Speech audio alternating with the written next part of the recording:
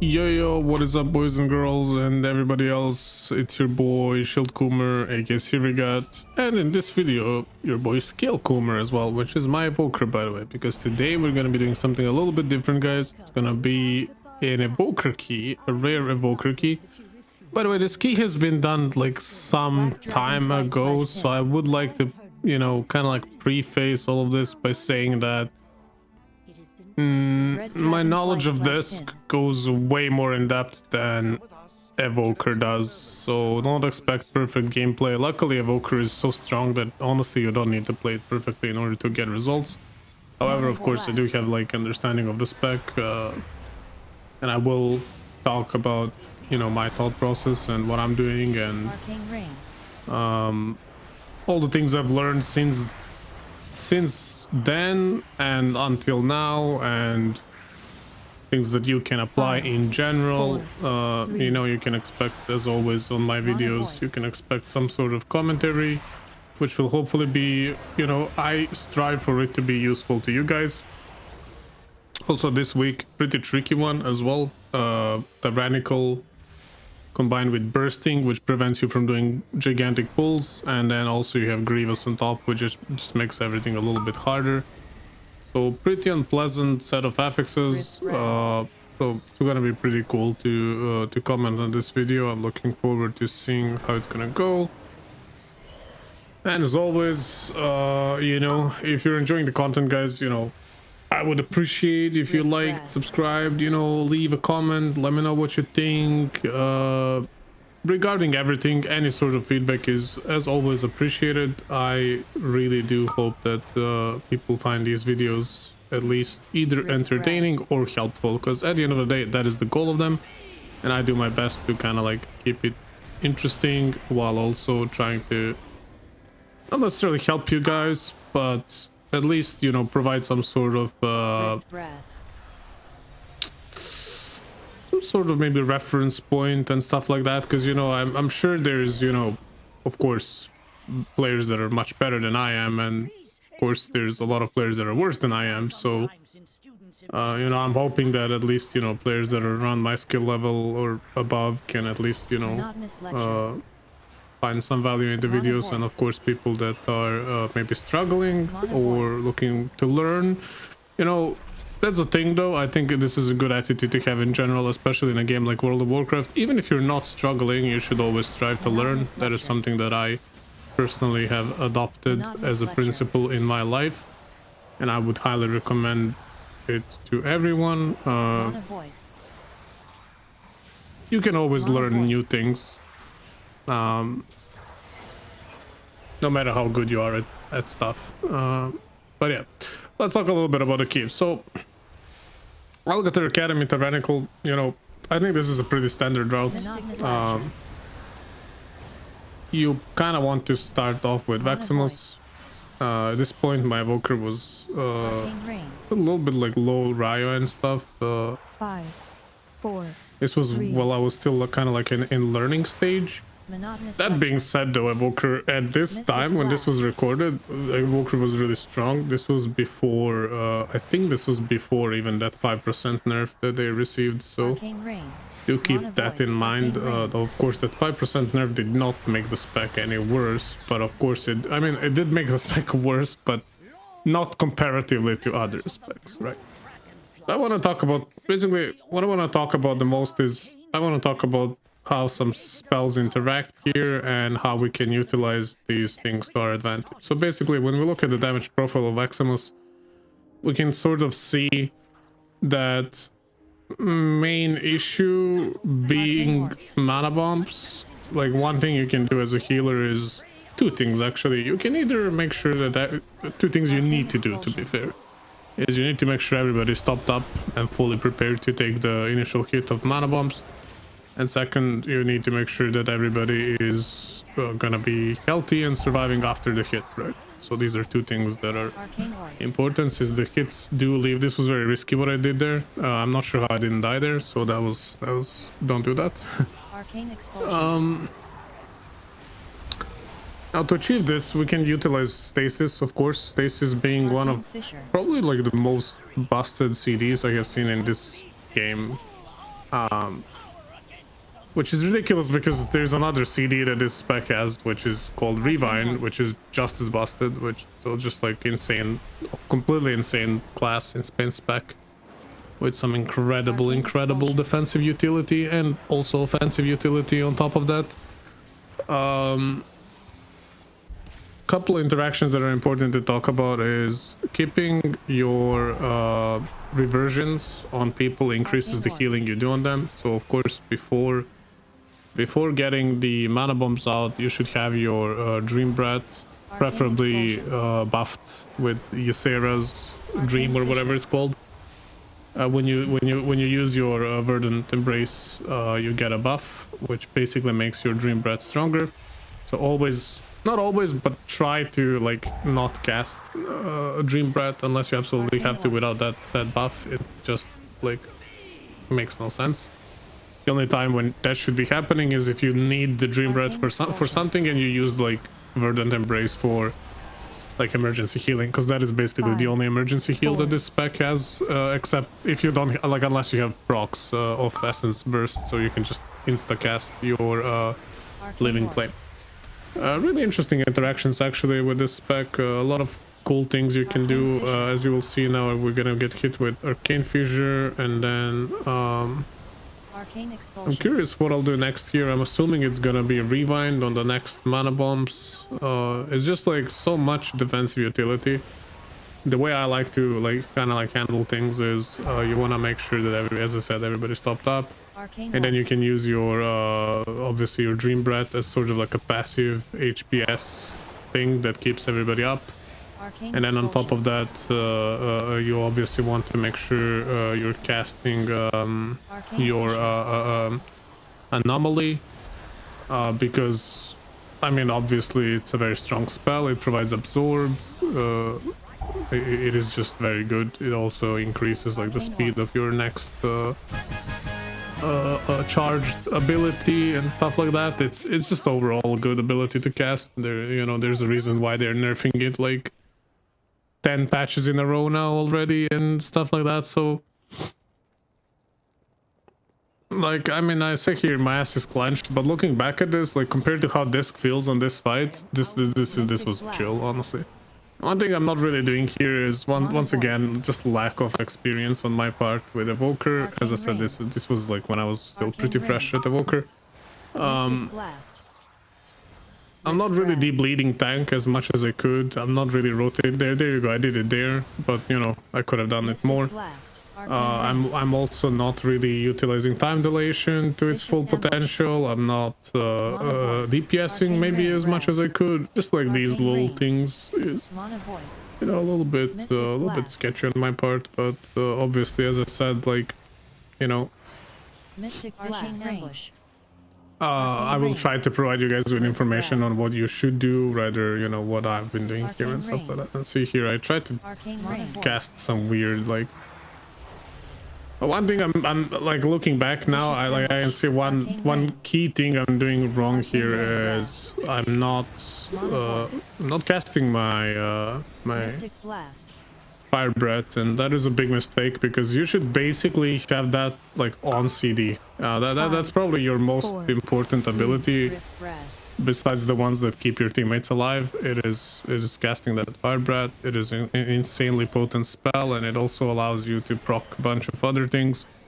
And just like overall completes our toolkit, and of course it does damage. And you guys, you know, people that watch my channel, you guys know how much I love doing damage as a healer. I think it's one of the main like jobs we have as a healer, and one of the main things that dictates how good of a healer you are is, I think on high level every healer can keep people alive as long as they don't screw up. And it's also becoming like, it becomes more about like rotating cooldowns and like immunities and stuff over how good of a healer you are. But what really separates, I feel like, healers is how much damage they can squeeze in and, you know, help their team kind of like speed up the process of killing things and stuff like that. So that's always been something I'm aiming to do. Of course, now in PUG groups, you know, these things don't always go as planned. You know, sometimes you will simply have to heal way more than you should. That's just how it is. It's not fun, but that's pugging for you, you know. You can't really can't really do much about it.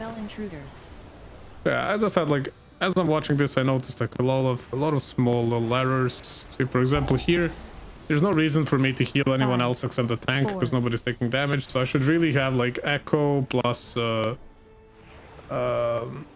reversion on the tank all the time, so I get that double reversion. And also, like when you need heavy tank healing, what I like to do is, I'm not sure if this is the best way to do it, but this is what I do and what's been proven to be like very effective on like high fortified keys, on the keys where, you know, tank healing is actually quite difficult. I find that I echo, I use reversion, and then I will echo, and then I will like no, I will not echo, sorry, I will verdant embrace somewhere, a tank usually, so I get that life bind or whatever it's called, and then I will like echo onto the tank, and I will cast my dream breath, so I get double dream breath, double reversion, and I think that's pretty much as healing you can get from your local evoker. That's about as good as it gets, unfortunately. One thing we do struggle, I mean, I'm started saying we. One thing that evokers do really struggle is not necessarily struggle. Struggle is a little bit of a strong word. I would say it's not their strength is the tank healing, but it's also not their weakness. It's just something you need to be wary of and something you need to actively be doing, like most other specs. I would say, like in that regard, Disc is actually quite interesting because traditionally we've been the spec that struggles to heal tanks, but I actually feel like this expansion we're quite good at it because of how strong our shields are, and that we have in the fact that we have 2 pain subs and stuff. I just think like we provide a lot of value to tanks in like passive healing without like actively like losing anything, so that's really good. However, that being said though, like this spec definitely has potential to heal anything, like and that being said, you can also heal tanks pretty well. You can also like farm your essence bursts, which will allow you to instantly cast living flame onto the tanks. You have verdant embrace, you have your Zephyr to provide them with a DR. You have, as I said, double reversion, double breath. You can also channel Spirit Bloom only to level 1 and aim that at the tank. You of course have time dilation on fortified weeks. A lot of people, if you check Raider IO, and I also recommend doing this, it will drop 1 point off of your the talent at the bottom of the middle tree, which increases the healing done on people with reversion. It will drop 1 point there, not both, just one, and you will get the reduced CD on time dilation, and then effectively your time dilation will be about 40-second CD, which basically means almost like 50% uptime, which is just insane for such a strong CD. So highly recommend doing that. Just these little things, you know. So we definitely like have things. It's not a struggle. I'm just saying, like, I felt sometimes like I'm a little bit helpless to heal tanks with this spec, but as long as it goes with healers in general, I think as long as you're prepared for damage, as long as you have experience and you're anticipating what's to come, you can definitely deal with almost anything. So no worries there. It's just like something I felt like was a little bit lackluster with the spec, but now that I'm like pointing out everything that you can do, maybe that's not even true. Maybe Evokers really are one of the better tank healers. I don't know. I genuinely am not very familiar with Resto Druid's toolkit since they're like the other meta healer right now, so I'm actually curious if there's any Druid players, you know, watching the video. You know, I'd appreciate if you guys let me know like how the Druid tank healing is. How does it compare to Evoker? Since I'm assuming most serious healers probably have Evoker as well, since Evoker was meta for so long. Would love to know that. And here again we can see, you know, the strength of Evoker, which is basically allows me to heal once, and then I get like stasis, which allows me to heal again for free later. So basically I can cover 2 deafening screeches for the price of 1 if I play it right. I did not play it super right here, by the way, but if you time it right and if you do everything correctly, then you can definitely get that. Here we started taking like quite a bit of damage. Honestly, I should have popped the rewind here. I don't know what I was doing. Once again, I do want to kind of like Sorry for sounding like a broken record, but I do kind of want to preface this by saying that I have like been learning in this scheme. You know, this was like one of the first, let's say, like high keys that I have done. And there I insisted on getting the temporal anomaly out before the actual hit, simply because I had a feeling we're gonna die if I don't, and it was risky, but it worked. There's couple of things you can do, like obviously rewind, but rewind won't save you from one shots. You have Zephyr, and of course you have amazing defensives as an evoker. We are squishy, but we do have good defensives as evokers. And also one more thing you can do is obviously what's the channel, the green channeling spell. Oh man, that's embarrassing. I can't remember its name and I'm too lazy to Google it. Communal something like that. That's a very strong spell. That's definitely a good spell to use in the situations where there's like one-shot potential, and if nothing else, it will save you. It might not save your team, but it will save you. And it also does a lot of healing to everybody else. So highly recommend using that. Luckily what I chose to do actually kind of worked, so I kind of got unscathed there. And here I chose to do like a very weird rewind. It was more like a desperation rewind, to be completely honest. And here we start you know, the next phase. This was all just pretty sloppy in my opinion. Sloppy fight from me. I could have definitely played this better and this would have been so much chill, but as I said, you know, lack of experience and still learning and stuff has definitely made this look a little bit sketch, but make no mistake, this boss is always sketch on like Tyrannical above 20.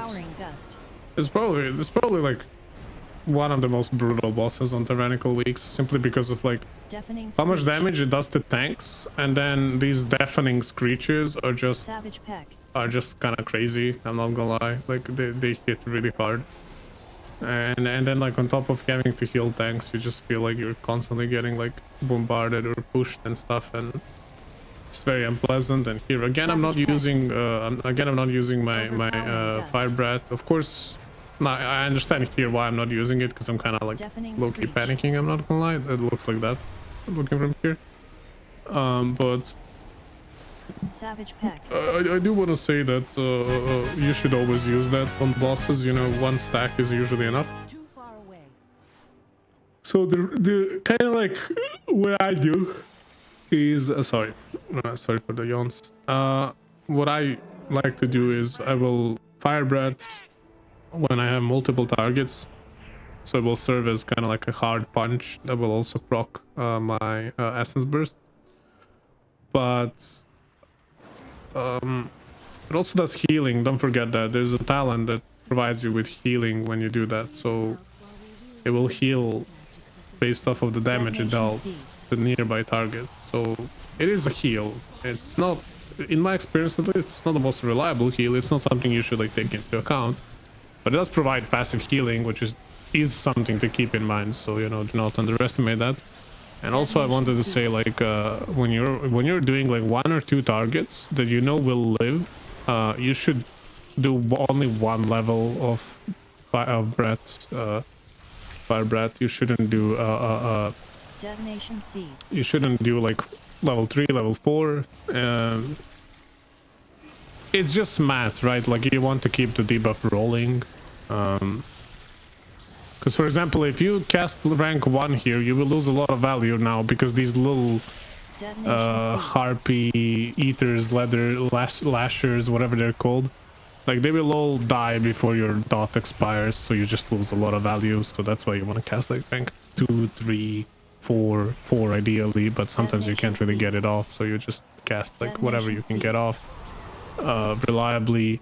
That being said, though, on single target bosses especially, you just cast rank 1, because obviously you want to have that debuff rolling all the time, so it can trigger your procs. You don't want it to expire. It's basically the same damage. That's important to keep in mind. Rank 4 does not mean more damage. That's a very common misconception. If I ever make a guide for evokers, which I do plan to do at some point, potentially, That's a very important point to bring up, because this seems to be like a very common confusion, because it seems intuitive, right? Higher rank, more damage, but not really. Like the total damage does not increase or decrease based off of your rank. It simply does not. That is not true. All the rank decides is how quickly the damage is going to be dealt. So if you cast rank 4, you will deal more initial damage plus smaller dot. If you cast rank 1, you will deal small initial damage but bigger, longer dot. So total damage does not change. It remains the same. Important to note, guys. So you only want to have longer dot in the cases where that dot will keep rolling. If things die with the dot, you lose value. That's why on trash you usually cast higher rank, because you want the initial damage. And on bosses you cast rank 1 because you know the boss will live obviously for a few minutes, so you want to keep the dot rolling. I hope that makes sense. If it doesn't, I'll you like ask me in comments. I'll explain again in writing. But I think it's pretty like if you really think about it, I think it's pretty simple. But you know, it does seem like counterintuitive, because you'd assume that the longer charge would be like rewarded with bigger damage. So you're like, oh, the more I charge, the more damage I do. Like that seems nice, but that's not really how it works. So it's a very common misconception. I just hope it's cleared up now. Let's focus on the boss. Obviously, we do have a D-bleed, and we have time dilation here to help tanks. Tanks do get smacked quite hard on Tyrannical keys on this boss, so do keep that in mind. Keep that Verdant Embrace up. You can Zephyr them up. You can make sure you're throwing your Temporal Anomaly, giving them that DR, you know, not the DR, but the Absorb and stuff like that. Just do whatever you can to keep tanks alive there, and obviously your group should cleanse the poison in the heal. Obviously the branch should be DPS'd as soon as possible, so you have less to heal. If that's not happening, then that's not really on you. Otherwise, we do have CDs, you know. After all the nerfs, this boss actually became pretty easy, so I don't think it's that big of an issue. But if it is, you know, in this boss, one like easy circumstance for us is that people usually do remain stacked for the reason of ads.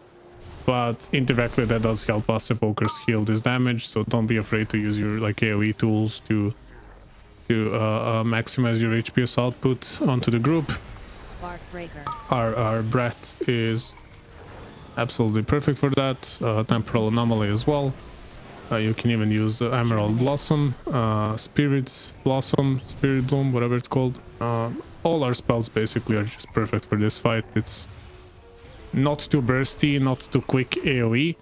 That is like it's like evokers were built for this. So, and this is one of the rare situations actually where I would recommend casting higher level of Dream Breath. And as you can see here, like that's what I did. I cast level 3. I think that's too much though. I think level 2 would be perfect. The reason is same as with Fire Breath. Higher rank does not mean more healing. It just dictates how the healing will be delivered. So what that means is if I'm channeling rank 1, it's only like a heal over time on everyone. But if I channel rank 4, it's a strong initial heal, but smaller heal over time. So rank just decides what the initial heal is, and the difference is made up in the heal over time. So pretty cool concept actually. I really like that Blizzard designed it this way. I wish we had more spells that work like this. Hopefully maybe in the future more specs will get charged spells. I think it's like a pretty cool thing. It's, you know, as long as they feel rewarding to cast, I think it's a good like good little new thing, I suppose, you know, since it, I mean, it is new, right? It's pretty cool. It's pretty cool. And I mean, at the end of the day, it's literally like nothing new. It's basically like casting a spell. Like the real difference doesn't really exist, except for the fact that charging gives you more control over how you want your spell to be to work.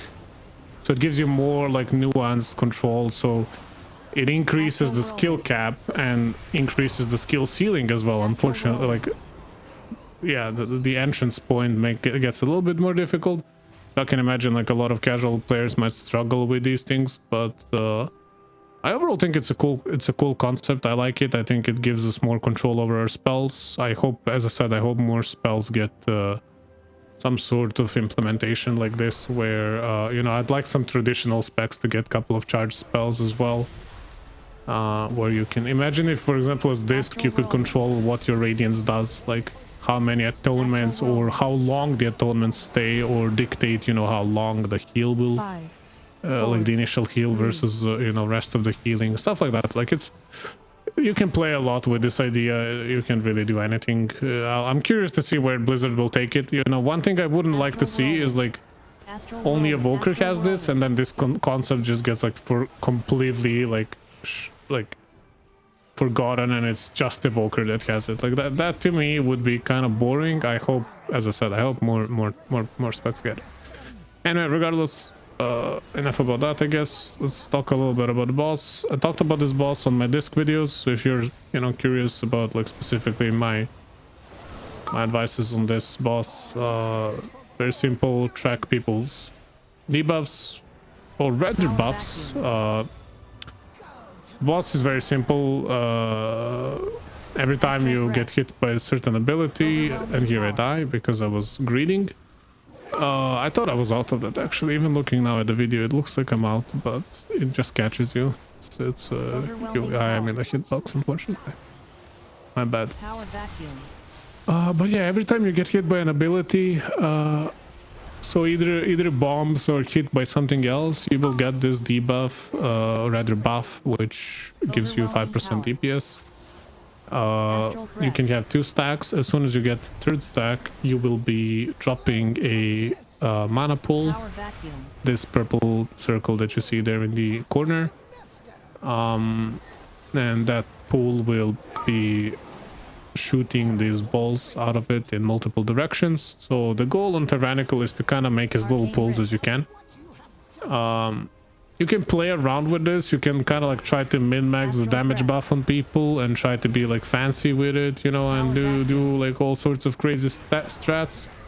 I'm actually curious like what high level teams do with this, but in my experience in pugs, that's pointless. Just keep people alive, dispel them when they have, you know, when they have 3 stacks. Don't insta dispel them, let them get out, because you want to control where the pools are gonna be. Because on the Radical case, actually, the entire room can get overwhelmed with pools. I've had some really horrendous experiences with this, so it does make this boss kind of hard. So just make sure you don't turn like this guy. This guy's a target dummy. Let's be real. Like this boss is an actual target dummy, as long as you're not trolling with pools. So just make sure like you're doing pulls correctly, and this boss is free. It's unfortunately, I feel like every M+ season there is bosses which are extremely complex and fun to play, and then at the same time there's bosses which are just basically glorified target dummies. And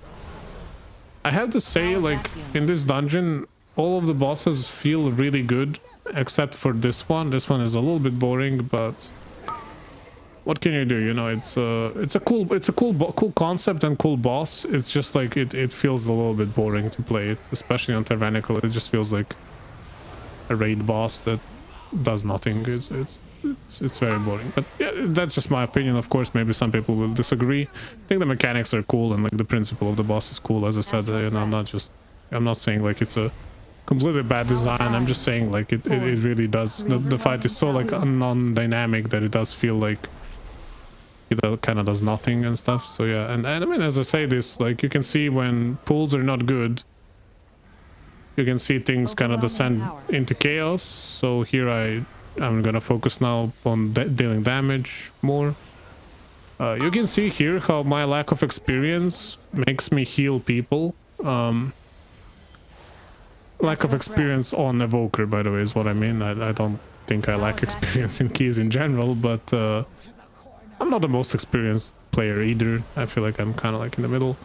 So I would say, like, you know, just being focused with this boss is very important, and leaving these pulls correctly, because as you saw when we left 2 pulls there, well, somebody got hit by the ball, I think, and then they left another pool, and then they just kind of like created this domino effect where now we are dealing with like multiple pulls.